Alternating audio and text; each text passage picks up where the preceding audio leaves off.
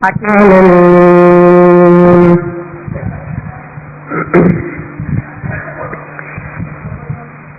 سامعین کرام، بزرگان دین، نوجوانان ملت،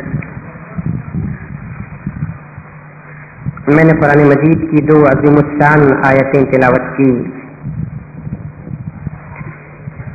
ایک آیت میں اللہ تبارک و تعالی مسلمانوں کو ایک خاص حکم دیتے ہیں، دوسری آیت میں اللہ تبارک و تعالی نبی کریم حضرت محمد مصطفیٰ صلی اللہ علیہ وسلم کو ایک بہت بڑی کامیابی اور فتح کا وعدہ فرماتے ہیں۔ عزیزان گرامی،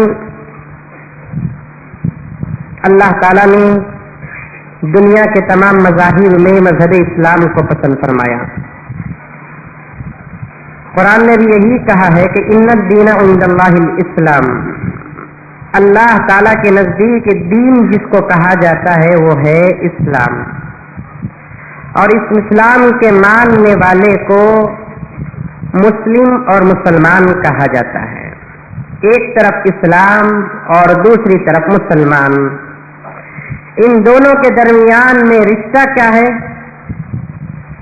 ان دونوں کے درمیان میں رشتہ یہ ہے جیسے انسان کا اس کی جان سے جو رشتہ ہوتا ہے، ویسے ہی مسلمان کا اسلام سے رشتہ ہوتا ہے۔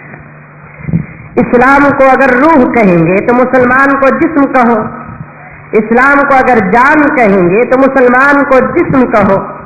اور آپ جانتے بھی ہیں کہ کسی جسم سے اس کی جان جدا نہیں ہوتی، جب کسی انسان کے جسم سے اس کی جان جدا ہو جاتی ہے اسے زندہ نہیں بلکہ مردہ کہتے ہیں۔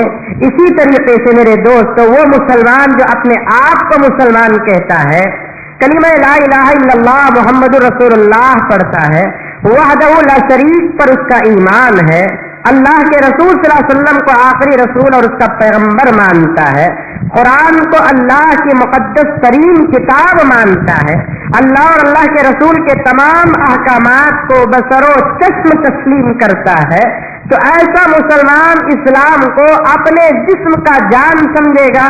وہ مسلمان جو مسلمان تو کہلاتا ہے، اس کے پاس اسلام کے احکامات نہیں، اسلام کے عقائد نہیں، اسلام کا مزاج نہیں ہے اور اسلام سے وہ بہت دور ہے، تو میری اور آپ کی نگاہ میں تو ایسا مسلمان زندہ ہے، اللہ اور اللہ کے رسول کی نگاہ میں ایسا مسلمان مردے سے بھی بدتر ہے۔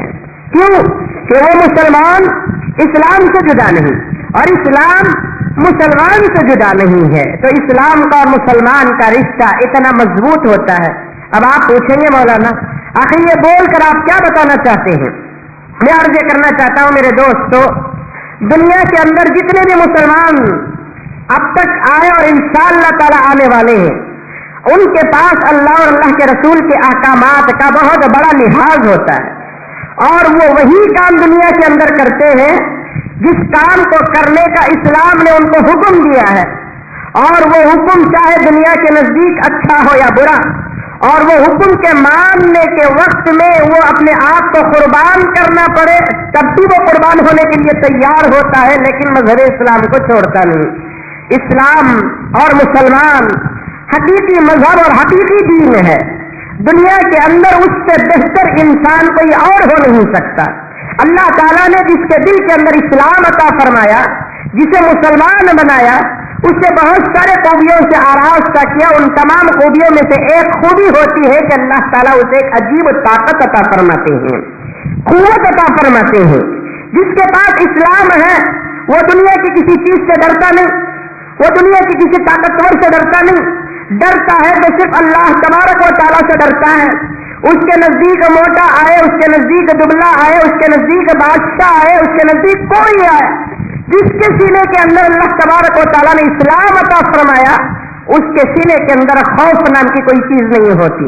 ایک واقعہ عرض کروں، حضرت عمر فاروق رضی اللہ تعالیٰ عنہ، ان کے پوتے کا نام تھا حضرت سالم بن عبداللہ رضی اللہ تعالیٰ عنہ، بہت بڑے متقی پرہیزگار ولی کامل۔ ایک مرتبہ حج کرنے کے لیے کعبہ شریف تشریف لے گئے، حضرت کے مریدین بھی ہزاروں لاکھوں کی تعداد میں تھے، حضرت طواف کر رہے ہیں اور حضرت کے ساتھ حضرت کے مریدین بھی طواف کر رہے ہیں۔ تو اچانک اسی وقت اس وقت کا بادشاہ ہشام بن عبد الملک بھی آ گیا. ابھی حضرت اور حضرت کے معتقدین اللہ کی محبت میں، خانہ کعبہ کے عشق اور محبت میں دیوانے اور پروانوں کی طرح دوڑ رہے ہیں. اب جہاں کہیں آپ دیکھیں گے کہ بادشاہ آتا ہے تو راستہ صاف کیا جاتا ہے، اسے چلنے پھرنے کا راستہ دیا جاتا ہے، اس کے محافظ اور پولیس اور کوتوال آ جاتے ہیں. اب ہشام بن عبد الملک بھی طواف کرنے کے لیے جب آیا، کوئی راستہ دینے کے لیے تیار نہیں، کوئی ہشام بن عبد الملک کو دیکھنے کے لیے تیار نہیں. بادشاہ ہے تو دوڑ دوڑ کر دیکھتے ہیں، حسرت کی نگاہوں سے دیکھتے ہیں، اس کا ہاتھ پکڑتے ہیں، اس کے پاس کچھ تو کچھ پوچھتے ہیں. لیکن یہ حضرت سالم بن عبداللہ اور ان کے مریدین سب کے سب مل کر اپنی عبادت میں مصروف ہیں، بادشاہ کی طرف ذرا بھی توجہ نہیں کی. بادشاہ کو غصہ آیا، اپنے ایک وزیر سے پوچھا کہ بوڑھا کون ہے جس کے پیچھے ہزاروں کا مجمع دوڑ رہا ہے؟ وزیر نے کہا کہ حضرت آہستہ بات کرو، یہ حضرت عمر فاروق رضی اللہ تعالیٰ عنہ کے پوتے حضرت سالم بن عبداللہ ہیں. ان کے پیچھے چلنے والا جو طبقہ ہے ان کے مریدین کا ہے. تمہاری حکومت انسانوں کے جسموں پر چلتی ہے، ولی کامل کی حکومت ان انسانوں کے دلوں کے اندر چلتی ہے. ان کو عزت اور تمیز کے ساتھ پکارا کرو. جیسے ہی ولی کامل کا نام آیا، ہشام بن عبد الملک بھی اپنی جگہ پر خاموش بیٹھ گیا. اب پورا طواف ہونے کے بعد حضرت کے قریب آیا، حضرت کو سلام کیا، دست بوسی کیا، حضرت سے عاجزی اور انکساری کیا. اس کے بعد حضرت کے پاس درخواست رکھتا ہے کہ حضرت میں عرب کا بادشاہ ہشام بن عبد الملک ہوں، آپ مجھ سے جو درخواستیں پیش کریں، آپ جو حکم دیں گے انشاءاللہ تعالیٰ میں آپ کے قدموں میں قربان کروں گا. آپ مانگیے جو مانگنا چاہتے ہیں، میری حکومت میں سب کچھ ہے. حضرت سالم بن عبداللہ نے پوچھا، بتاؤ میں تم سے دین پوچھوں یا دنیا پوچھوں؟ حضرت سالم بن عبداللہ کے اس سوال پر ہشام بن عبد الملک کہتا ہے کہ بادشاہ یا حضرت آپ جانتے ہیں کہ میں بادشاہ ہوں، میرے پاس دین نہیں، دنیا بہت زیادہ ہے. دین تو تمہارے پاس ہے، دین میرے پاس نہیں، دنیا میرے پاس ہے. آپ دنیا پوچھو مجھ سے، میں آپ جو پوچھیں گے وہ دینے کے لیے تیار ہوں. حضرت سالم بن عبداللہ رحمۃ اللہ علیہ فرماتے ہیں، بے وقوف انسان، میں تو دنیا بنانے والے سے نہیں پوچھا تو تیرے سے کیا پوچھوں گا؟ میں تو دنیا بنانے والے سے نہیں پوچھا، کائنات کے خالق و مالک سے میں نے کبھی دنیا نہیں پوچھا. دوسرے سے حقیر اور فقیر بادشاہ سے میں دنیا کیا پوچھوں؟ بتانا میں چاہتا ہوں میرے دوستو، اسلام اور مسلمان، اللہ اور اللہ کے رسول کی محبت جس کے پاس آ جاتی ہے وہ دنیا کے کسی مائی کے لال سے ڈرتا نہیں ہے. اللہ تبارک و تعالیٰ بے خوفی اگر عطا فرمائی ہے، ہمت اگر کسی کو عطا فرمائی ہے تو وہ صرف اور صرف مسلمان کو عطا فرمائی ہے. تاریخ اٹھا کر دیکھیں گے، چاہے ہندوستان کی تاریخ ہو، چاہے افغانستان کی تاریخ ہو، چاہے دنیا کے کوئی بھی ملک کی تاریخ آپ اٹھا کر دیکھیں گے تو انسان میں سے مسلمانوں کی ایک تاریخ انوکھی نظر آئے گی. میں نے یہ بات اس لیے عرض کی، آج 15 اگست ہے، آپ بولیں گے کہ 15 اگست اور اسلام کے درمیان میں کیا تعلق اور نسبت ہے؟ 15 اگست اور مسلمانوں کے درمیان کیا تعلق اور نسبت ہے؟ عزیزان گرامی، 15 اگست کو اور مسلمانوں کو، 15 اگست کو اور اسلام کو اتنا ہی تعلق ہے جتنا کہ ایک جسم اور روح کے درمیان تعلق ہوتا ہے. آج کی 15 اگست کی تحریر، آج کے 15 اگست کی تاریخ کو اگر کمپیئر کر کے دیکھا جائے تو یقیناً آج کے ہندوستان کی آزادی کی تاریخ تقریباً حضور اکرم صلی اللہ علیہ وسلم کی فتح مکہ کے موقع پر جو حضور اکرم صلی اللہ علیہ وسلم کو اللہ تبارک و تعالیٰ نے فتح مکہ میں کامیابی عطا فرمائی تھی اس سے ملتی جلتی ہے. حضور اکرم صلی اللہ علیہ وسلم نے اپنی امت کو یہ سبق دیا، دو چیزوں سے بڑی محبت کرو، ایک ملک سے، دوسرا ملت سے. ملک سے محبت کرنا بھی نبی کی سنت ہے، ملت سے محبت کرنا بھی نبی کی سنت ہے. ملت کسے کہتے ہیں؟ اپنی برادری، اپنی قوم، اپنے لوگ، اپنے بھائی، جسے قرآن اور حدیث کا رشتہ ہے اسے ملت کہتے ہیں. ملک کسے کہتے ہیں؟ جہاں ہم پیدا ہوئے، جہاں ہم روزی تلاش کرتے ہیں، جہاں اللہ تبارک و تعالیٰ نے ہم کو گھر بار شادی بیاہ کے خرید و فروخت کے راستے دیا ہے اسے ملک کہتے ہیں. پیغمبر صلی اللہ علیہ وسلم نے اپنے امتیوں کو یہ بھی سبق دیا کہ ملک سے بھی محبت کرو، ملت سے بھی محبت کرو. حضور اکرم صلی اللہ علیہ وسلم کو جب مکے سے نکالا گیا، اللہ کا حکم آیا کہ پیغمبر مکہ چھوڑ کر مدینہ چلے جاؤ. حضور صلی اللہ علیہ وسلم خاموشی سے مدینہ نہیں گئے، بلکہ ملک کی محبت ان کے سینے کے اندر تھی. کعبے کو دیکھ کر رونے لگے اور کعبے سے خطاب فرمایا کہ اے کعبہ، اے مکے والے، اگر تیرے رہنے والے مجھے تکلیف نہ دیتے تو موت تک میں تجھے نہ چھوڑتا. یہ ملک سے ملت کا ثبوت، یہ ملک سے ملت کی زمین، یہ ملک سے ملت سے محبت کا ثبوت ملتا ہے۔ اگر حضور اپنے ملک سے محبت نہ کرتے، اپنے شہر سے محبت نہ کرتے، اپنے گاؤں سے محبت نہ کرتے، اور آگے چلیے، آپ مکے سے ہجرت کر کے 10 سال کا عرصہ ہو گیا، مدینہ منورہ کو اللہ کے رسول صلی اللہ علیہ وسلم تشریف لے گئے۔ ایک آدمی جہاں جا کر بس جاتا ہے وہاں کی بھی محبت آ جاتی ہے، وہاں کی بھی محبت آ جاتی ہے۔ اگر آپ مدراس کو چلے گئے، مدراس میں آپ کا کھانا پینا، مدراس میں آپ کا جینا اٹھنا، مدراس میں آپ کی تجارت ہے، تو پھر مدراس سے بھی آپ کی محبت پیدا ہو جاتی ہے، مدراس سے آپ کی الفت ہو جاتی ہے۔ پیغمبر مکہ مکرمہ کو چھوڑ کر مدینہ منورہ کو گئے، 10 سال کا عرصہ ہو جب مدینے کی محبت حضور اکرم صلی اللہ علیہ وسلم کے سینے میں آ گئی۔ حج کرنے کے لیے حضور صلی اللہ علیہ وسلم مدینے کے صحابہ کو لے کر مکہ مکرمہ کو آتے ہیں اور فتح مکہ کے موقع پر آتے ہیں۔ مکہ فتح ہو گیا، مشرکین کا مال حضور صلی اللہ علیہ وسلم کے ہاتھ میں آ گیا، کروڑوں کا لاکھوں کا مال آ گیا۔ حضور اکرم صلی اللہ علیہ وسلم غنیمت کا مال پورے مسلمانوں میں تقسیم کر رہے ہیں۔ حضور اکرم صلی اللہ علیہ وسلم غنیمت کا مال جب تقسیم کر رہے تھے، مکے والوں کو کچھ زیادہ اٹھا کر دیا، نئے مسلمانوں کو کچھ زیادہ اٹھا کر دیا۔ مدینے کے جو مسلمان تھے اپنے اندر بات کرنے لگے، آج اللہ کے رسول صلی اللہ علیہ وسلم یہ کیسی تقسیم کر رہے ہیں، حالانکہ حقدار ہم تھے، ہم کو زیادہ مال ملنا تھا، اس لیے کہ جب پیغمبر اور پیغمبر کے صحابہ مکہ چھوڑ کر مدینے کو آئے، ہم نے ان کو گھر دیے، ہم نے ان کو اپنی بیویاں دی، ہم نے اپنے جائیداد میں ان کو حصہ دیا، ہم نے اپنے کھانے اور روٹی کو بانٹ کر ان کے پیٹ کا بھی انتظام کیا، ہم گھر کے اندر ان کو سلائے اور چوکٹوں پر ہم نے سویا ہے، لیکن آج پیغمبر سب سے زیادہ مال مکے والوں کو دے رہے ہیں، نئے مسلمانوں کو دے رہے ہیں، مکے کے مسلمانوں کو دے رہے ہیں۔ یہ بات جب مدینہ منورہ کے صحابہ کی حضور اکرم صلی اللہ علیہ وسلم کے کان میں پڑتی ہے، اللہ کے رسول صلی اللہ علیہ وسلم پورے صحابہ کو دکھا کر خطبہ دیتے ہیں، تقریر کرتے ہیں اور کہتے ہیں ہم کو یہ معلوم ہوا ہے کہ مدینے کے انصار کہہ رہے ہیں میں تمہارے احسانوں کو مانتا ہوں، میں تمہارے خدمات کو مانتا ہوں، میں تمہارے ایثار کو مانتا ہوں۔ تم جب ہم لوگ آئے تھے اپنی پراپتیوں میں حصہ دیا تھا، جب ہم لوگ آئے تھے اپنی بیویوں کو طلاق کر دے کر ہمارے صحابہ کے ساتھ، میرے دوستوں کے ساتھ نکاح کرایا تھا، اپنے کھانوں کو بانٹ کر ہمارے مہاجر صحابہ کو کھلایا تھا، میری تقسیم پر تم کو اعتراض ہے، میں کوئی غلط انصاف نہیں کیا؟ کیا مدینے کے انصار تم کو یہ بات پسند نہیں ہے مکے کے مہاجر دھن دولت لے کر چلے جائے اور مدینے کے انصار محمد کو لے کر چلے جائے؟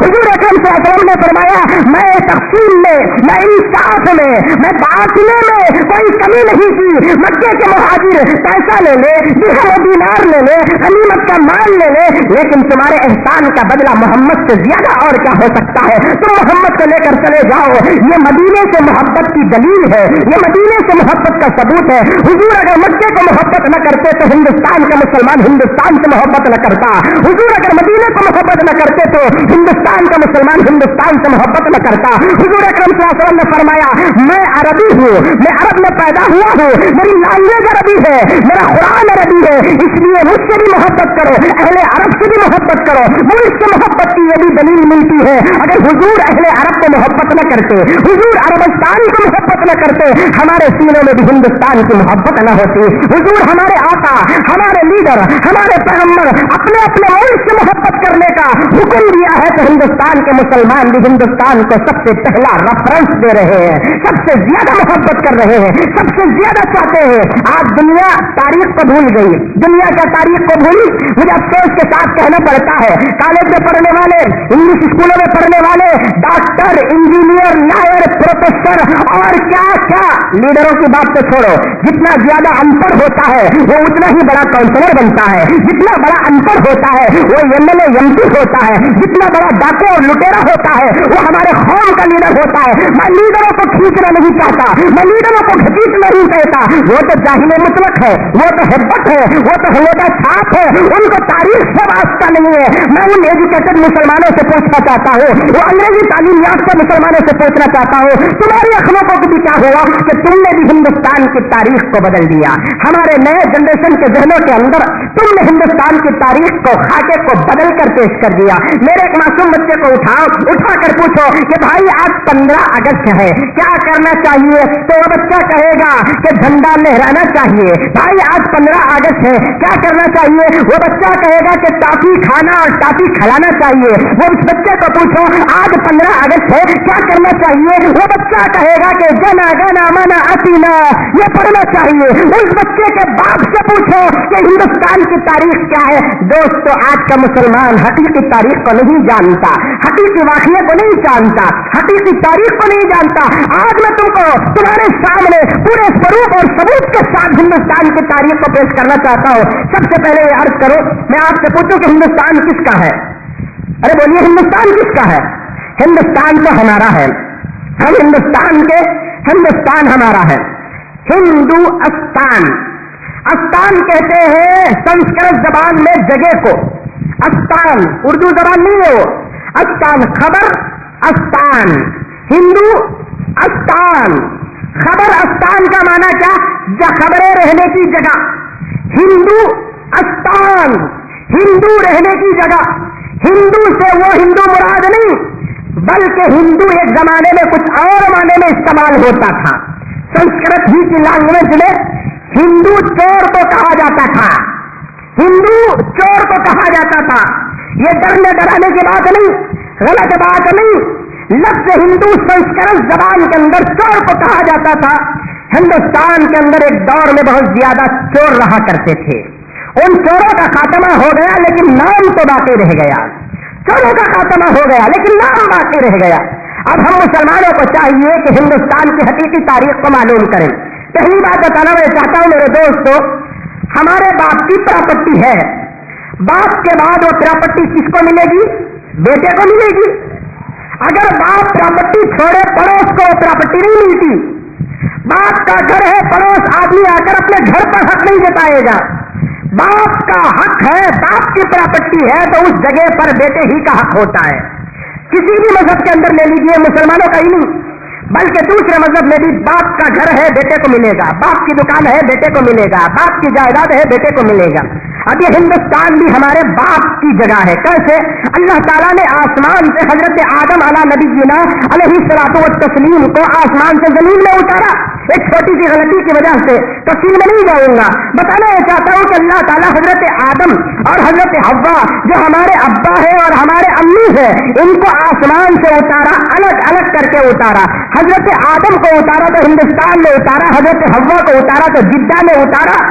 تو اب حضرت آدم سب سے پہلے ہندوستان میں آئے انسانی شکل لے کر. حضرت آدم سے پہلے ہندوستان کے اندر کوئی انسان نہیں تھا.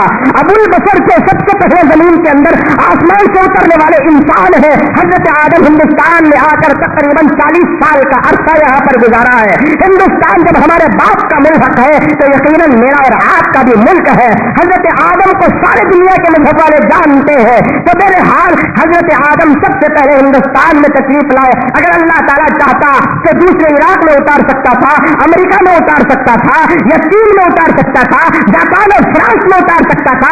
آدم جیسے جلیل القدر اول البشر اول پیغمبر جیسے بزرگ کو اللہ تبارک و تعالیٰ چاہتا تو عرب کے ملک میں اتار سکتا تھا, لیکن ہندوستان میں اتارا تو کیوں؟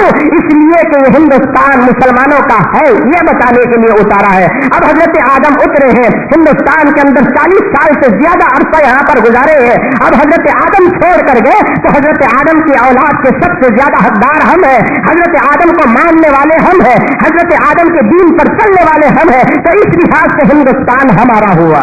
اور آگے چلیے, چلتے چلتے ہندوستان میں راجا مہاراجاؤں کی حکومت رہی, بڑی پاک اور صاف حکومت. میں کسی راجا مہاراجا کو بھی برا نہیں کہتا.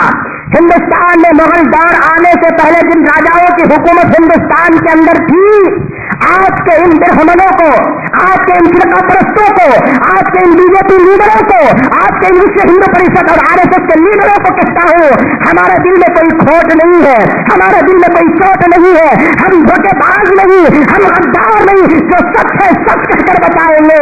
تم ہی تمہاری مہابھارت اور رامائن گیتا کو اٹھا کر دیکھو, اور ہندوستان کی مغلیہ دور سے پہلے ہندوستان کی حکومت کو اٹھا کر دیکھو. شاید تم کو نہیں معلوم ہوگا جو ہم کو معلوم ہے. مغلیہ دور کے سب سے پہلے بادشاہ بابر اعظم تشریف لانے سے پہلے ہندوستان کے اندر راجا مہاراجاؤں کی حکومت تھی. میرے دوست, ایسی پاک و شفاف حکومت جس کی کوئی مثال نہیں ملتی. آپ نے سنا ہوگا شراب پینے کی سزا مسلمانوں کے پاس, چوری کرنے کی سزا مسلمانوں کے پاس, زنا کرنے کی سزا مسلمانوں کے پاس, ڈاکہ ڈالنے کی سزا مسلمانوں کے پاس نہیں. ہندوستان اتنا پاک ملک تھا جب سچے اور پکے راجا مہاراجاؤں کی حکومت تھی. ان کے حکومت کے دور پر شراب پر پابندی تھی, زنا پر پابندی تھی, ڈاکوؤں کو برسر عام ختم कत्ल किया जाता था। थोड़ी देर के लिए मैं मान लूं, मुगल दौर को छोड़कर, टीपू सुल्तान की हुकूमत को छोड़कर, उलमाए देवबंद के कुर्बानियों को छोड़कर, तुम्हारे राजा महाराजाओं की हुकूमत पर अगर तुम चलना चाहते हो, आज तुम हिंदुस्तान को हिंदू राष्ट्र बनाना चाहते हो, तुम पहले अपनी किताबों को खोल कर देखो।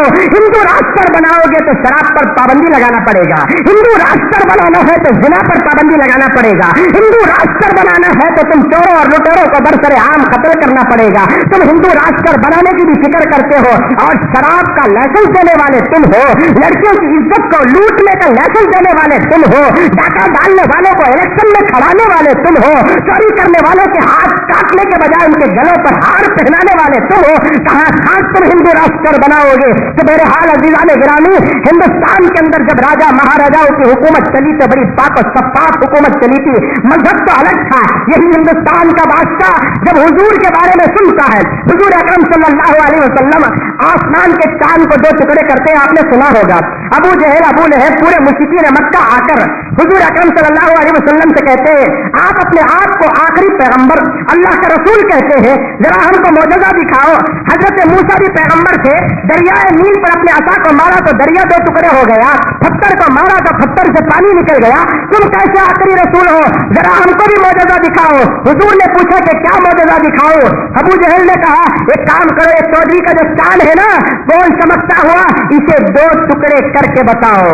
हुजूर अकरम सल्लल्लाहु अलैहि वसल्लम ने फरमाया, ये चांद तो मेरे हाथ का खिलौना है, अगर तुम चाहते हो तो इन चांद को भी मैं 2 टुकड़े करके बता सकता हूँ। हुजूर अकरम सल्लल्लाहु अलैहि वसल्लम अशहदु अल्ला इलाहा इल्लल्लाह कहते हैं, व इन्नी मुहम्मदुर रसूलुल्लाह कहते हैं, और चांद के बीचों बीच में ऐसे उंगली का इशारा करते हैं। चांद हुजूर के इशारे पर कुर्बान होता है और 2 टुकड़े होता है। दोस्तों, इस मोजज़े को मक्के के अलावा सारी दुनिया के अंदर सबसे पहले अगर कोई देखा है तो वो हिंदुस्तान का राजा देखा है, हिंदुस्तान का राजा देखा।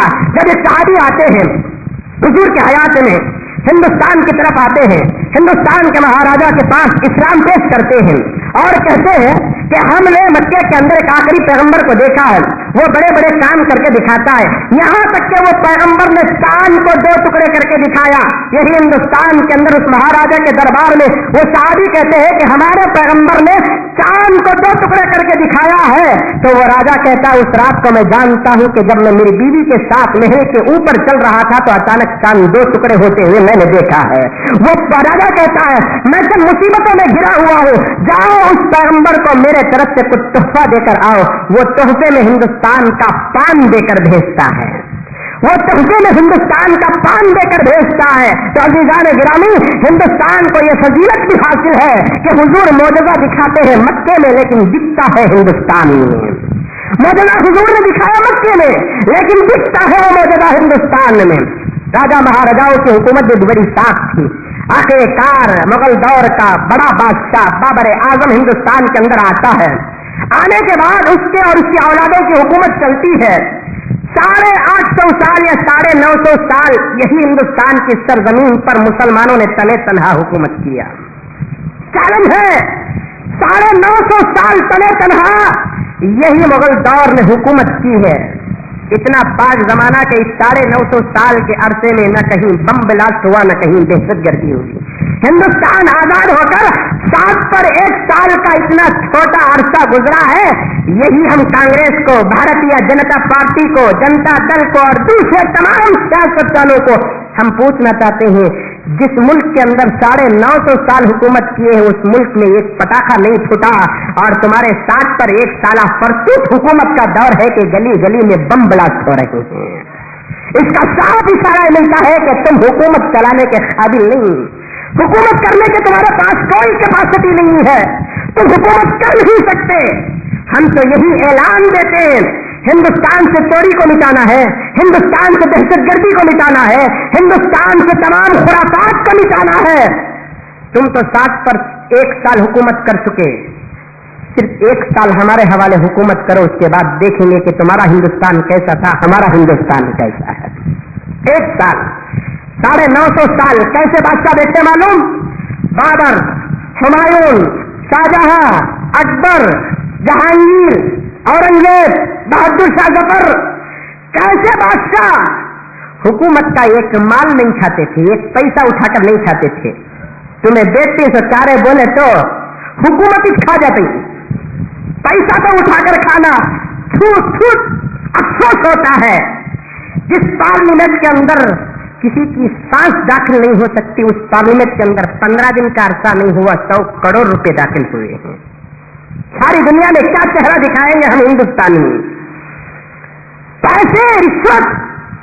जिस दौर में मुगल दौर बादशाहों ने हुकूमत की थी ना, हुकूमत का एक पैसा नहीं खाए। हजरत औरंगजेब आलमगीर रहमतुल्लाह अलैह कैसे जलीलुल कद्र बादशाह 18 साल की उम्र में हिंदुस्तान का बादशाह बने। कितने साल की उम्र में? 18 साल की उम्र में 5-6 रियासतों के गवर्नर बनते हुए जैसे ही हुकूमत में बैठे, एहसास हुआ कि मैं बादशाह हूं, मुझे कोई गुनाह नहीं करना है, क्योंकि बादशाह जितना साफ होता है मुल्क भी उतना ही साफ होता है। ये बोला तो बुरा, फिर भी डरता कि पता नहीं बोला बादशाह जितना साफ होता है मुल्क भी उतना ही साफ। अब दीन वाला अल्लाह के रसूल ने फरमाया, दीन अपने बादशाहों के तर्ज पर होता है। बादशाह जितना साफ मुल्क उतना साफ। काउंसलर साफ है, मोहल्ला साफ। एमएलए साफ है, उसका इहाता साफ। एमपी साफ है, उसका इहाता साफ। चीफ मिनिस्टर साफ तो रियासत साफ। प्राइम मिनिस्टर साफ तो पूरा मुल्क साफ। 18 साल के नौजवान हजरत औरंगजेब आलमगीर रहमतुल्लाह अलैह हुकूमत की कुर्सी में बैठते हैं, अपने आप को खुदा के हवाले कर देते हैं, नमाज, रोजा, ज़कात, तिलावत करते हुए एक मकाम तक पहुंचते हैं। रमजान का महीना आता है। बादशाह, बता रहा हूं हिंदुस्तान के बादशाहों की तारीख। एक जगह गए रमजान में तो मस्जिद भरी हुई है, इमाम साहब अलम तरा से तरावी पढ़ा रहे हैं, कोई हाफिज नहीं, कोई हाफिज नहीं, क्योंकि उस जमाने में मदरसे भी बहुत कम थे ना। तो बादशाह ने पूछा, रमजान का महीना है, पैगंबर ने फरमाया कि पूरा कुरान तरावी में पढ़ना और पढ़ाना है, सुनना और सुनाना है, और तुम्हारी इतनी बड़ी मस्जिद में एक भी हाफिज नहीं, इमाम भी अलम तरा से सुना रहा है। हाँ, बादशाह कोई हाफिज नहीं है। बादशाह को इतनी शर्म आई कि आइंदा रमजान तक 40 पर 3 साल की उम्र में कुरान भी याद कर लिए। मैं बादशाह रहकर अल्लाह के घर में पूरा कुरान में हो, मैं अगर हाफिज बन जाऊं तो मेरी रियाया हाफिज बन जाएगी। आज के पूछो काउंसलर को सूरह फातिहा पढ़ो का ना, ये तो दरूद पढ़ो का ना, दरूद का पढ़ता हूं, हम क्या सुनता, पप्पी देखो देखो आदत उसे दरूद पढ़वा बोले तो उन्हें क्या करता, दरूद नहीं पढ़ता, दरूद तुम्हें पढ़ने होते वो से मैं दे दूंगा दरूद तुम्हें पढ़ो वो से मैं देता हूं, आज फातिहा पढ़ो बोलो। अफसोस है, सुनाऊंगा तारीख, दिल थाम कर सुनो, हॉलीडे है आज 15 अगस्त ना, हॉलीडे बैठ जाओ यहाँ पर, सुनाऊंगा तारीख इंशाअल्लाह ताला। 40 पर 3 साल की उम्र में हाफिज भी हो गए। चलती गई, हुकूमत भी करते थे, नमाज भी पढ़ाते थे। रोजी का जब वक्त आता तो हुकूमत के पैसों से नहीं खाते थे, बल्कि क्या करते, कुरान लिखते अपने हाथों से, वो कुरान बाजार में बेचते, उससे जो पैसा आता उससे पेट भरते। टोपी बुनते थे, वो टोपियां बाजार में फरोख्त होती। गुलाम से कहते कि ये टोपियां जाकर तू बाजार में बेच, लेकिन किसी को ये ना कह के ये बादशाह के हाथ से बुनी हुई टोपी है, क्या तकवा मालूम, जाकर बेच, लेकिन किसी को ये न कहना कि औरंगजेब के हाथ की बुनी हुई टोपी है। लोग आकर जोश से लेंगे तो दूसरे का व्यापार ठप हो जाएगा। किसी के व्यापार को खत्म करके अपनी टोपियां बेचकर पेट भरना मुझे कोई जरूरी नहीं है। तने तना आम बाजारियों की तरह टोपी बेच, और वो टोपी के पैसे जमा जमा जमा को रखे। जब मौत का वक्त करीब आया तो अपने वारिसीन से कहा, हुकूमत के पैसों से मेरा जनाजा नहीं, मेरे टोपियों के पैसों से मेरा जनाजा उठाना। कैसे बादशाह गुजरे मालूम, हुकूमत के पैसों से नहीं, मेरे टोपियों का नफा मैं जमा करके रखा हूं ताकि बादशाह का जनाजा उठ जाए। इन टोपियों के नफे से मेरा जनाजा उठाना, इन टोपियों के पैसों से मेरी खबर खोजना, इन टोपियों के पैसों से मेरे तजवीज़ व तकवीन का इंतजाम करना। ऐसे पाक पवित्र बादशाह इस दौर के अंदर, उस दौर के अंदर हिंदुस्तान में हुकूमत करे। क्यों? हिंदुस्तान को एक मकाम में लाना था, और लाए थे हिंदुस्तान को उस मकाम पर।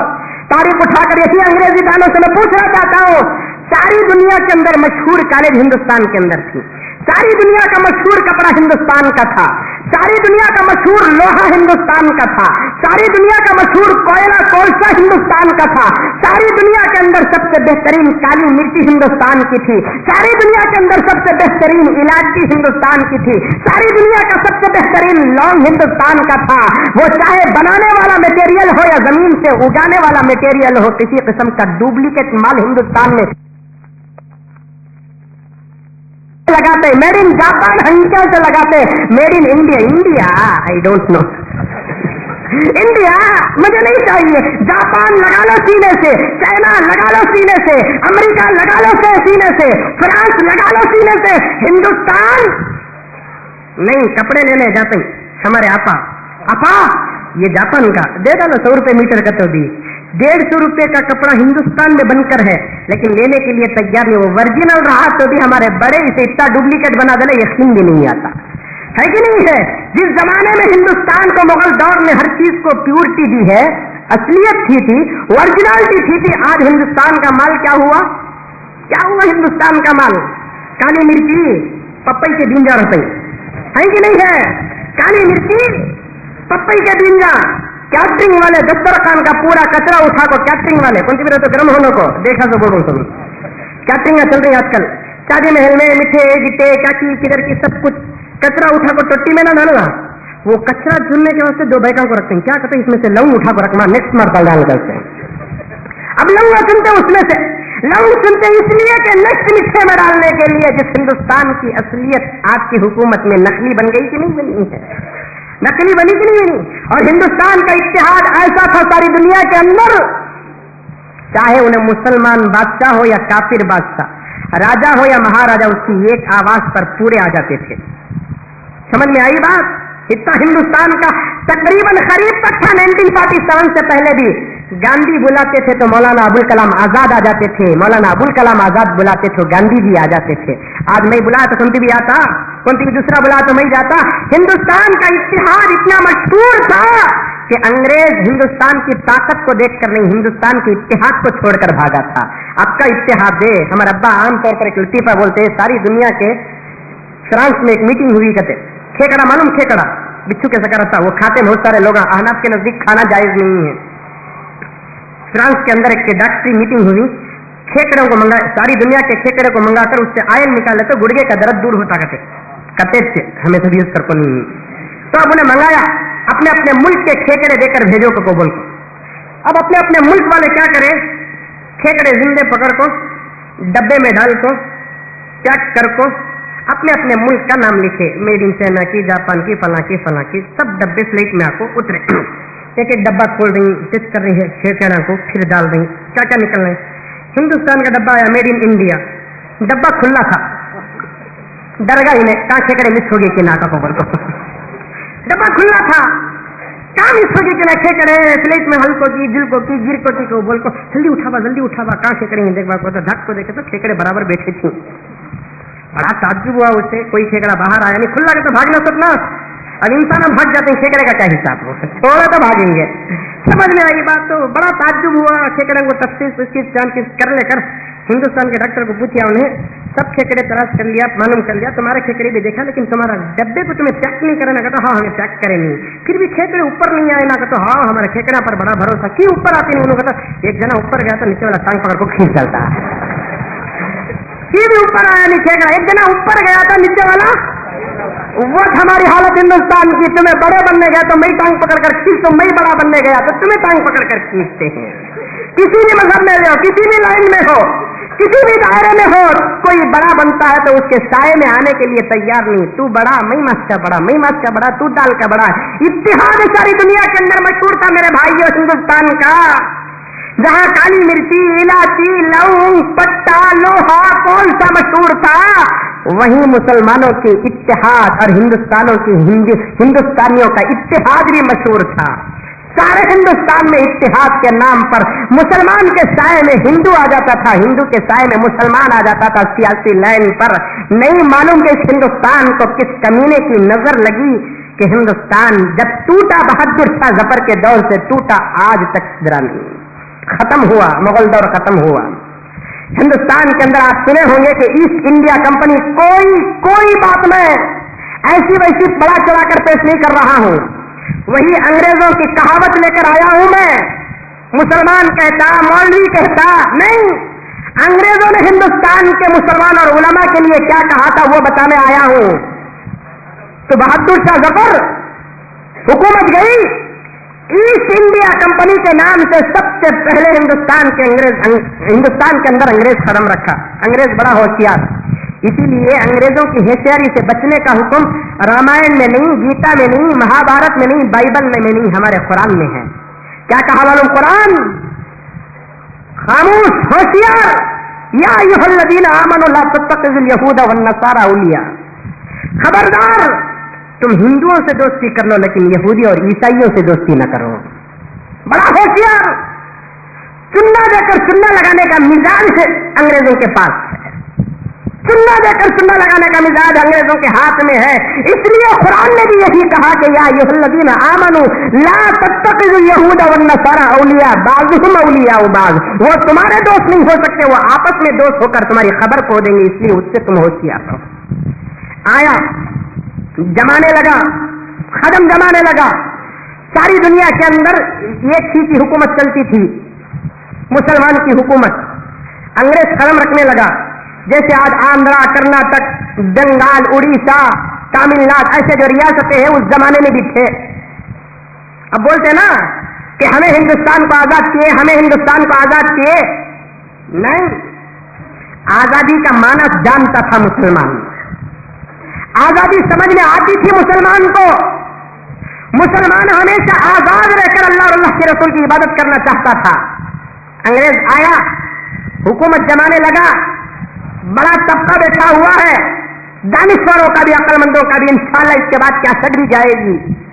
मैं पूछना चाहता हूं, अंग्रेजों की अंग्रेजियत और अंग्रेजों की साजिश को सबसे पहले पहचाने कौन? मौलाना अबुल कलाम आजाद नहीं, मौलाना शौकत अली नहीं, मौलाना मोहम्मद अली नहीं, गांधी जी नहीं, जवाहरलाल नेहरू नहीं, वल्लभ भाई पटेल नहीं।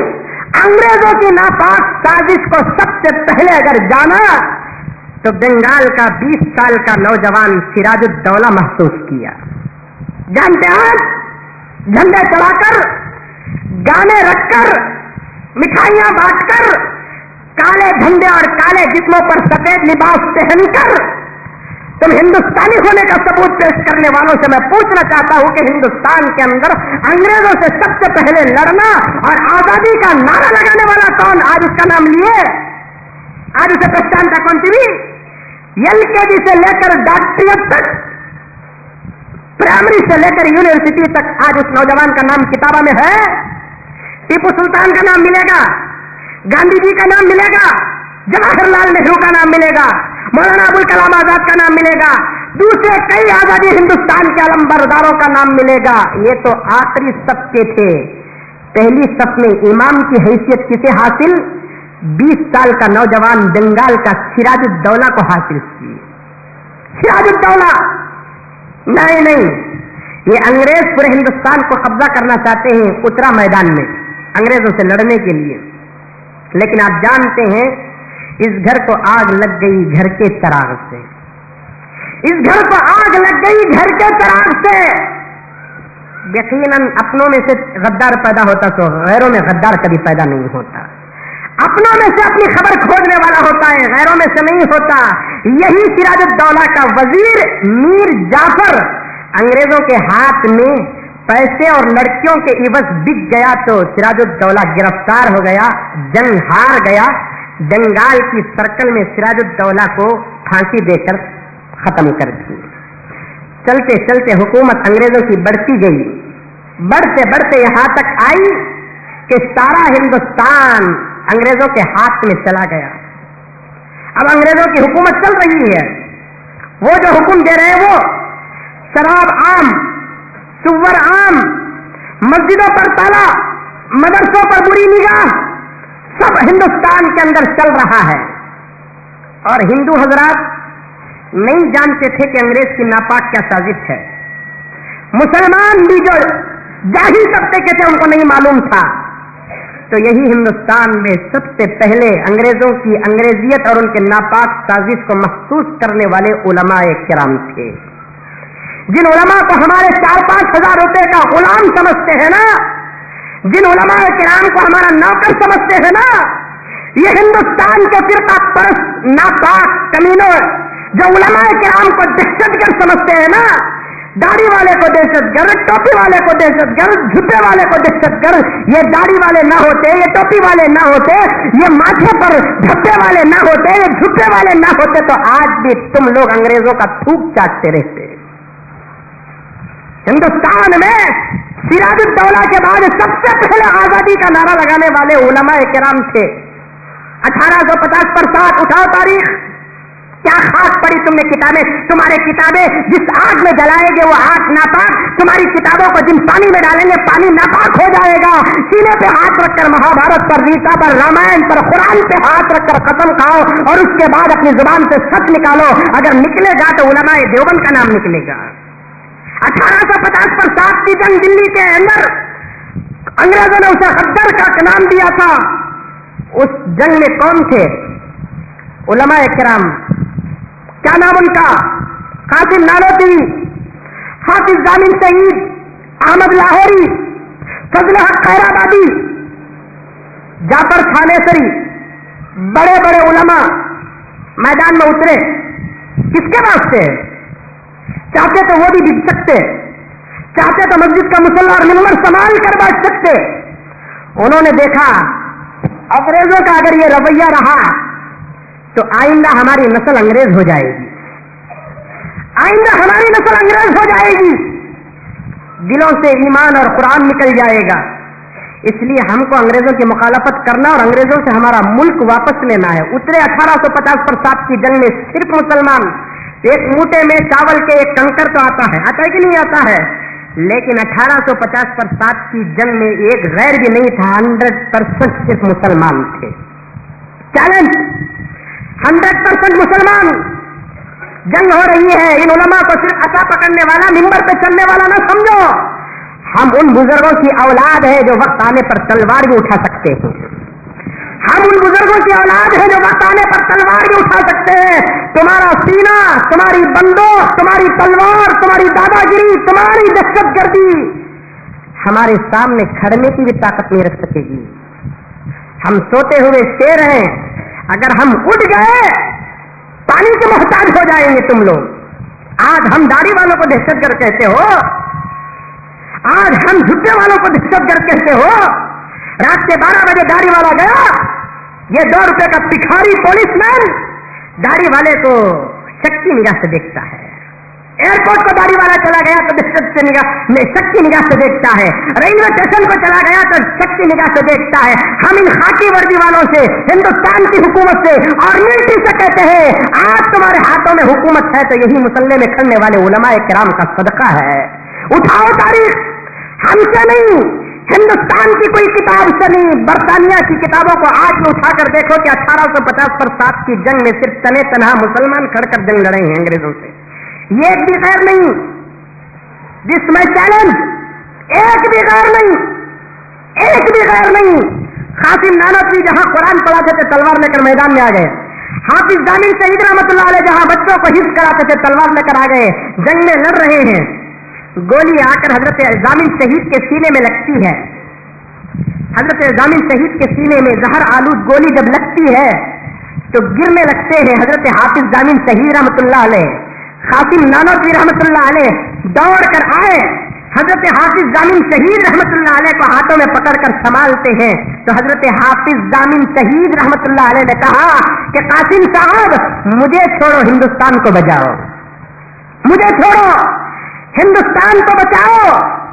میرے مقدر میں شہادت ملی، میں مر گیا، میرے ایک سے ہندوستان نہیں، پورے ہندوستانیوں سے ہندوستان کو بچاؤ. اترے میدان میں. لیکن انگریزوں کے پاس سب کچھ، مسلمان اور علماء کے پاس خدا کا بھروسہ. اللہ آزمانا چاہتے ہیں. ان مع العسر یسرا، مصیبت کے بعد راحت. وہ 1850 پر 7 کی جنگ میں مسلمانوں کو ہار ہوئی، انگریز جیت گئے. اب انگریز کو اور ہمت آ گئی. اب انگریز برطانیہ کو خط لکھتا ہے، हमारे मुकाबले में हिंदुस्तान के कोई और मजहब वाले नहीं, मुसलमान आकर खड़े हैं, करना क्या? खत क्या लिखता है बरतानिया को? हमारे मुकाबले में हिंदुस्तान के मुसलमान उलमा आकर खड़े हैं, गैर नहीं, करना क्या? तो बरतानिया से जवाब सवाल आता है, हिंदुस्तान के हिंदुओं की ताकत क्या है? हिंदुस्तान के मुसलमानों की बात छोड़ो, हिंदुस्तान के हिंदुओं की ताकत क्या है? वासराय बरतानिया लिखता है, जो हिंदुस्तान के अंदर अमीर बनकर आया था, लिखता है, हिंदुस्तान के हिंदुओं की ताकत हमारे सामने ऐसी है जैसे बाप के सामने बच्चे की ताकत है। यहां तो मुकाबला खून पसीने का मुसलमानों से करना पड़ता है, किया क्या जाए? मुसलमानों से जो मुकाबला होता है खून पसीने का है, साहब क्या किया जाए? बरतानिया से आर्डर आता है, एक काम करो, जितने लोग 1850 पर 60 की जंग में शरीक हुए उन तमाम को गिरफ्तार करना शुरू करो। कान खोल कर नहीं, अहले हिंदुस्तान कान खोल कर सुनो, सेकुलर बनकर सुनो, अपने आप को हिंदुस्तान के हवाले करके सुनो। वहां सराय बरतानिया तक लिखता है कि 1850 पर 60 की जंग में जितने उलमा शरीक हुए उन तमाम उलमा को जमा करो, गिरफ्तार करो। गिरफ्तारी का वारंट पूरे हिंदुस्तान में शुरू होता है, रोजाना हजारों के उलमा गिरफ्तार हो रहे हैं। यही दिल्ली की जामिया मस्जिद, हमारी मस्जिद में मीनार मिलेगा, हमारी मस्जिद में हाउस मिलेगा, हमारी मस्जिद में कुर्सियां मिलेंगे, हमारी मस्जिद में मिंबर और मेहराब मिलेंगे। दिल्ली की जामिया मस्जिद में मंदिर की बात नहीं, कलीसा की बात नहीं, गिरजाघर की बात नहीं, हिंदुस्तान की दिल्ली की जामिया मस्जिद के सहन में अंग्रेजों ने फांसी का फंदा लटकाया था। जो उलमा गिरफ्तार होते उन उलमा को उसी फांसी में फांसी दी जाती थी। कितने उलमा को दिए मालूम? वहां सराय बरतानिया लिखता है, इन मुसलमानों को अगर पस्त करना है तो दो काम तुमको करना पड़ेगा। इन मुसलमानों को कमजोर करना है तो दो काम करना पड़ेगा। क्या? एक, इनके कुरान को जलाओ, दूसरा इनके उलमा को मिटाओ। दो काम, रामायण महाभारत की नहीं, गीता बाइबल की नहीं। वहां सराय बरतानिया लिखता है कि इन मुसलमानों की ताकत को अगर कमजोर करना है तो दो काम करो, एक कुरान जलाओ, दूसरा इनके उलमा को मिटाओ। आर्डर बरतानिया से आया, तारीख गवाह है मेरे दोस्तों, खुदा की कसम खाकर कहता हूं, 1860 पर 1 से लेकर 60 पर 2, 60 पर 3, 60 पर 4, 3 साल के अरसे में पूरे हिंदुस्तान के 3 लाख कुरानों को जलाया गया। किसकी किताब को जलाए? हमारी किताब को जलाए। किसकी किताब को फाड़ा गया? हमारी किताब को फाड़ा गया। आज ये कमीने कहते हैं कि हम दहशतगर्द, हम तो डंके की चोट में अडवाणी को दहशतगर्द कहते हैं, हम तो डंके की चोट में वाजपेयी को दहशतगर्द कहते हैं, हम तो डंके की चोट में दूसरे फिरका परस्त लीडरों को दहशतगर्द कहते हैं। हम दहशतगर्द नहीं। रत्ती पता का फुटिया तो पाकिस्तान का हाथ से नहीं, माफ करना मेरे दोस्तों, पूरी हिम्मत के साथ मैं कह रहा हूं, बॉर्डर में तुम्हें खड़े ही तो हिंदुस्तान के बॉर्डर में कौन खड़े ही? तुम्हारी मिलिट्री। हमने तो नहीं ना, हमें मिलिट्री में भर्ती होना का तो हमारे 2% ही थी। तो हमारे कितने परसेंट मिलिट्री की भर्ती के लिए? 3 या 4% पुलिस की भर्ती के लिए। नहीं भी हमें कौम के वफादार, माँ को कुर्बान करेंगे, इज्जत को कुर्बान करेंगे, मुल्क को कुर्बान नहीं करेंगे। हमें मिलिट्री में भरना चाहते हैं, बोले तो मिलिट्री का बड़ा बोलेंगे 4 फेटियां ला कर दो, बोलेगा कि नहीं बोलता। पुलिस, हमें पुलिस वाले बनना चाहते हैं, रात को फिर कर चोरों को पकड़ना चाहते हैं, ट्रैफिक कंट्रोल करना चाहते हैं, हम ना पुलिस वाला बनाओ। 2 लाख रुपए पूछते, हम ना तो तुम्हें किसने भी 2% भी 1% रखे हैं तुम्हें, लेकिन हिंदुस्तान की वो खूबसूरत नजारे के दरमियान में तुम्हें मिलिट्री को खड़ा कर रखेंगे कि नहीं रखेंगे? वो मिलिट्री पार कर को आता तो पाकिस्तानी को तुम लगा पकड़ते क्यों नहीं? मेरा सवाल, यहाँ बम फुटिया तो पाकिस्तान, यहाँ पटाखा फुटिया तो पाकिस्तान, रेल गिरी तो पाकिस्तान, सब हुआ तो पाकिस्तान। वहां पाकिस्तान से आए तक तुम्हें क्या कट्टे बनने करते? तुम्हें कट्टे खेलने करते? हमारे हवाले करो हिंदुस्तान को। पाकिस्तान का आदमी, पाकिस्तान का दहशतगर्द तो दूर की बात, पाकिस्तान का फरिश्ता भी हिंदुस्तान को नहीं आएगा। पाकिस्तान का फरिश्ता भी हिंदुस्तान को नहीं आएगा। हम तो यही कहते हैं, तुम्हें हम ना पाकिस्तानी कहते हैं, आडवाणी जी पाकिस्तान से आए, तुम्हें जमाए कई को? वाजपेयी पाकिस्तान से आए, जमाए कई को? जब वो लोग पाकिस्तान से आए हैं उनको जमा रहे हैं, जब उनको जमाने की इजाजत तुम दे रखी है तो दहशतगर्दों को भी जमाने की तुमने इजाजत दे रखी है। हम पाकिस्तानी नहीं, हम हिंदुस्तानी हैं, हम हिंदुस्तानी हैं। यही हिंदुस्तान के बड़े बड़े सूरमाओं ने मजहब को बाद में रखा है, मुल्क को पहले रखा।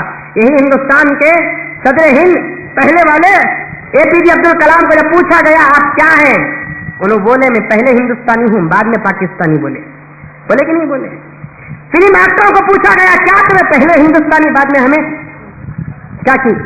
बाद में फिर क्रिकेटर को पूछा गया, इरफान पठान को क्या है तू, पाकिस्तान को जब गया तो उसे पूछे मैं पहले हिंदुस्तानी हूं बाद में मुसलमान हूं। यह हमारी वफादारी मेरे दोस्तों कि हम मुल्क को पहले रखे मजहब को बाद में रखे, मुल्क को पहले रखे मजहब को बाद में रखे। सुनो खान खोलकर 1860 पर 1 से लेकर 1860 पर 4 तक 3 लाख कुरानों को जलाए, ये अलग तरफ। यही 3 साल अरसे में 14,000 उलमा को फांसी के फंदे में लटकाया गया। कितने हजार? 14,000 उलमा को अल्लाह के रसूल ने फरमाया मौतुल आलिमी मौतुल आलम, आलिम की मौत आलम की मौत है। एक आलिम मरता है तो एक आलम मरता है। 14,000 उलमा को कैसा फांसी में लटकाए मालूम? यही बरतानिया के मिनिस्टर लीडर कहते हैं दिल्ली गेट से लेकर कश्मीर तक कोई दरख्त ऐसा नहीं था जिस दरख्त में किसी आलिम की लाश न लटकी हो। हजरत मौलाना जाफर थानेसरी मुहद्दिस जलील मुफस्सिर कबीर काले पानी में डाले, निकलते वक्त बीवी बच्चे रो रहे हैं, भूल गए आज देखो हमारे गैरों को छोड़ो, हमारे मुसलमानों को देखो, नाचेंगे गाएंगे, गाने बजाने का इंतजाम करेंगे गली में चौकों में। मेरे देश की धरती सोना उगले उगले हीरे मोती लुटेरे उगल रही है। मेरे देश की धरती चोरों को पैदा कर रही है तुम्हारी हुकूमत की वजह से। उगलती थी हीरे मोती, दौर चला गया। आज मेरी देश की धरती से चावल भी ओरिजिनल नहीं उगल रहा है तुम्हारी हुकूमत का। वहां तुम खुशियां जो मना रहे हैं ना, इन्हीं बुजुर्गों का सदका है। मौलाना जाफर थानेसरी को देखो, आज कौन सी भी याद करे, कौन सा भी लीडर नाम लिया, आज किसी पेपर में नाम आया मौलाना जाफर थानेसरी रहमतुल्लाह अलैह, काले पानी में डाला ले। काला पानी का तो क्या कलर काला, ये पिक्चर रे। ये तो हिंदुस्तान की आजादी के तमाम मुश्किलों को हिंदुस्तान की फिल्म इंडस्ट्री ने फिल्म में पेश कर दिया। करया कि नहीं करया? काला पानी पिक्चर आया, 1947 पिक्चर आया, मैंने पूछो लोगों तुमने कैसा मालूम बोल को 1947 पिक्चर आया, काला पानी पिक्चर आया, क्या क्या की पिक्चर, पूरी तारीख को फिल्म इंडस्ट्री ने पिक्चर में पेश कर दिया। और पिक्चर में ओरिजिनल की डुप्लीकेट होता तो अरे मैं देखा नहीं, तुम्हें देखे बोलो जी। हीरो मर जाता सही मरता क्या उन्हें? हीरो नहीं मर जाती सही मर जाती क्या? डाको फटाफट गोले चला 10-15 को मारा नहीं सही मरते क्या? लगा पिक्चर में जैसे डुप्लीकेट होता है, उन लोगों ने तारीख को भी डुप्लीकेट तुम्हारे सामने पेश किया है। हकीकी तारीख तो हमारे पास मौजूद है। मौलाना जाफर थानेसरी काले पानी को भेज दिए। काला पानी किसे कहते हैं? बाप जिंदा रहकर भी बच्चे यतीम, बीवी जिंदा रहकर भी बीवी बेवा, शौहर जिंदा रहकर भी बीवी बेवा, कोई काम नहीं। काला पानी जजीरा, चारों तरफ पानी, आदमी भाग नहीं सकता। हमारे उलमा को जाकर काले पानी में डालकर हमारे उलमा को क्या काम देते थे मालूम? जेलरों की, जेल में रहने वाले कैदियों के पाखाने की टोकरी उठाने का काम देते थे। किसके वास्ते कुर्बानी? हजरत मौलाना फजल हक खैराबादी रहमतुल्लाह अलैह। एक साहब फजल हक खैराबादी को मिलने के लिए आया तो टोकरी उठाते हुए जा रहे हैं। इतना बड़ा इमाम, इतना बड़ा आलिम टोकरी उठाकर जा रहा है। सीधे गए हजरत से कहने लगे कि हजरत ये टोकरी मुझे दीजिए। हजरत ने फरमाया कि नहीं नहीं, ये टोकरी मैं उठाऊंगा, इसके बदले में मुझे जो 2 रोटियां मिलती हैं मेहनत करके खाऊंगा, इन अंग्रेजों का थूक नहीं चाटूंगा। हजरत ये टोकरी क्या है? तो हजरत मौलाना फजल हक खैराबादी रहमतुल्लाह अलैह कहते हैं ये टोकरी खैदियों का पाखाना है। कौन कुर्बानी दिए? हम उलमाए किराम। मौलाना जाफर थानेसरी रहमतुल्लाह अलैह काले पानी में भेज दिए। कोई पूछने वाला नहीं, बच्चे रो रहे हैं, बीवी रो रही है, रिश्तेदार रो रहे हैं। तो फौरन पलट कर कहने लगे तुम्हारे आंखों के आंसू मुझे कमजोर कर रहे हैं, अगर तुम कमजोर कर दिए, तुम्हारे रोए تو یہ انگریز خوش ہو جائیں گے، اس لیے تم رونے کی ضرورت نہیں، بچوں کو تسلی دے کر جاتے ہیں۔ مولانا یحییٰ علی صادق پوری، نامہ سیکھو، یاد کرو ان ناموں کو، آج ایصال ثواب کرو، آج ان کو لیے کچھ تو کچھ سامان پہنچاؤ۔ مولانا محمد یحییٰ صادق پوری رحمۃ اللہ علیہ کو کالے پانی سے دلی کو لے کر آئے، دلی کو لا کر جیل میں ڈال دیے۔ پوچھے مجھے کالے پانی سے دلی کیوں لایا گیا؟ تو ایک انگریز کہتا ہے کہ صبح کو تمہیں پھانسی ملنے والی ہے۔ تو یحییٰ علی صادق پوری رحمۃ اللہ علیہ خوش ہو گئے، خوش ہو کر کہنے لگے کہ اللہ کا فضل ہے کہ اللہ تعالیٰ ہندوستان کے نام میری شہادت کو قبول کر لیا۔ دوستوں کو خوش ہو کر مبارکباد دے رہے ہیں، اپنی مغفرت پر اتنا بھروسہ تھا، اپنے دوستوں سے پوچھ رہے ہیں صبح کو شہادت ہوگی، میں اللہ کے رسول سے ملنے والا ہوں، کیا بولوں ان کو جا کر؟ مولانا یحییٰ صادق علی صادق پوری رحمۃ اللہ علیہ کتنا یقین اپنی شہادت اور مغفرت پر، کیا واسطے؟ ملک پر مرنا ایسا ہی ثواب ہے جیسے مذہب پر مرنے پر ثواب ملتا ہے۔ جا کر اللہ اور اللہ کے رسول سے ملوں گا، تمہارے بارے میں کیا بولنا میں؟ اب ان کی خوشی دیکھ کر جیلر تعجب کرنے لگا، اپنے گروپ میں بات کرنے لگا، یہ بے وقوف ہے، موت سے ڈرتا ہی نہیں ہے، پھانسی بول کر بولے تو خوش ہو گیا، دوستوں سے مل رہا ہے، گلے مل رہا ہے۔ تو جیلر بھی پریشان، پورے قید خانے میں رہنے والے پریشان، سب آ کر دیکھے کیا انہیں خوشی منا، تمہیں موت کا ڈر نہیں ہے کا؟ موت کے بارے میں تو میں اسی وقت بھروسہ کر لیا جب تمہارے خلاف میں کھڑا تھا، میں اپنے آپ کو اسی وقت مرحوم سمجھ گیا جب تمہارے خلاف میں کھڑا تھا، مجھے معلوم تھا کہ میرا انجام یہی ہوگا۔ تو پھر تم نے موت کا ڈر نہیں ہے کیا؟ نہیں ہے موت کا ڈر۔ کیوں؟ صبح کو میں شہید ہونے والا ہوں، شہادت کی موت سے بھی بہتر موت ہے کیا؟ تو فوراً جیلر کہتا ہے کہ ان کو پھانسی نہ دو، ان کو موت تک کالے پانی میں رکھ دو، پھانسی نہ دو، ان کو موت تک کالے پانی میں رکھ دو۔ پھر وہی جیلر اپنے دوستوں سے پوچھتا ہے کہ آخر ان کے دل کو تکلیف پہنچنا بولے تو ان کو کرنا کیا؟ موت کو تو بھی ڈر رہی نہیں نہ بول کر بولے تو یہ کمینہ کہتا ہے ایک کام کرو، ان کی داڑھی کو کاٹ دو، ان کو رونا آ جائے گا۔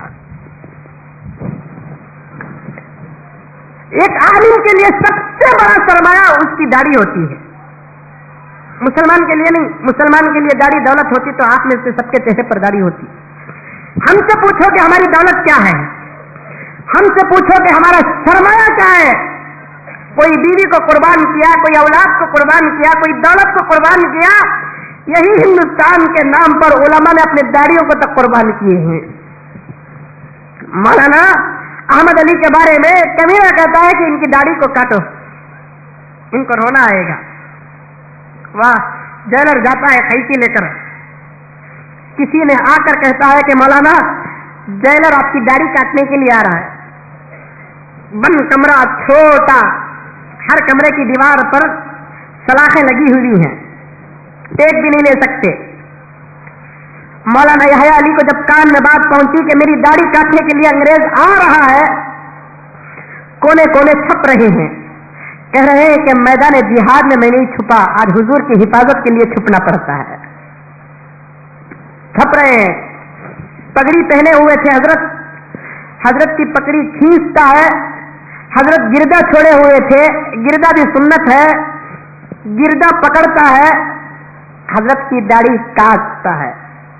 داڑھی کے بال جب کٹے، حضرت کی آنکھوں سے اس وقت آنسو آئے، اس وقت آنسو آئے اس لیے کہ پیغمبر کی سنت مجھ سے جدا ہو گئی ہے۔ یہی داڑھی والوں کو آج دہشت گرد کہتے ہیں، یہی داڑھی والوں کا نام آج کتابوں کے اندر محفوظ نہیں ہے، یہی داڑھی والوں کی سیرت کتابوں کے اندر محفوظ نہیں ہے، اور ہم ایسے غدار اور بے وفا ہیں کہ یہی ان داڑھی والوں کو سال میں ایک مرتبہ یاد بھی نہیں کرتے۔ ہم کو یاد کون آتے ہیں؟ یہی چند بزرگ جن کی تصویریں آج کٹ آؤٹ میں لگی ہوئی ہے نا، جن کی فوٹو لگی ہوئی ہے نا کٹ آؤٹ میں، یہ چند 6-7 سورماؤں کے علاوہ اور کسی اللہ والے کا نام بھی یاد نہیں آتا، لینے والا لیتا بھی نہیں، داڑھی تک کاٹے۔ علماء جانتے ہیں کہ سور کتنا برا اور سور کا خون اور گوشت کتنا برا۔ علماء کو ہاتھ پیر باندھ کر، سور کو کاٹ کر، اندر کے پورے سامان پھینک کر، اس سور میں علماء کو ڈال کر سی کر گرم گرم تیل میں چھوڑا جاتا تھا۔ ایک پادری بتاؤ، ایک پجاری بتاؤ، 14,000 علماء ہم بتائیں گے، 14,000 علماء ہم بتائیں گے۔ ڈالتے تھے، ماں باپ کے سامنے ان کی اولاد کی عزتیں لوٹی جاتی تھی، दूध पीते बच्चों को खींच कर खवलते हुए तेल में पप्पड़ की तरह तला जाता था। हिंदुस्तान की ये कुर्बानियां थी हमारी। हिंदुस्तान को आजाद करने पर हमारा ये रोल रहा है। गैर भुलाते हैं तो कोई ताज्जुब नहीं, आप तो मुसलमान भी भुला दिया है। गैर भुलाते कोई ताज्जुब नहीं, मरना है, इन बुजुर्गों से मिलना है हमको, इंशाअल्लाह अल्लाह ताला मिलाएंगे। ये बुजुर्ग हमारा दामन पकड़कर पूछेंगे क्या इसीलिए हमने तुमको आजादी दिलाई थी? इन उलमा की कुर्बानी का मकसद क्या था? मुल्क आजाद हो जाए, अंग्रेजों की अंग्रेजियत से आजाद होकर हिंदुस्तान का मुसलमान सही माने में अल्लाह और उसके रसूल की इताअत करे। अब सवाल ये पैदा होता है मेरे दोस्तों, आजादी दिलाने के लिए जिन उलमाए किराम ने कुर्बानियां पेश करके हिंदुस्तान को हिंदुस्तान के हवाले कर अंग्रेजों से बचा कर कहे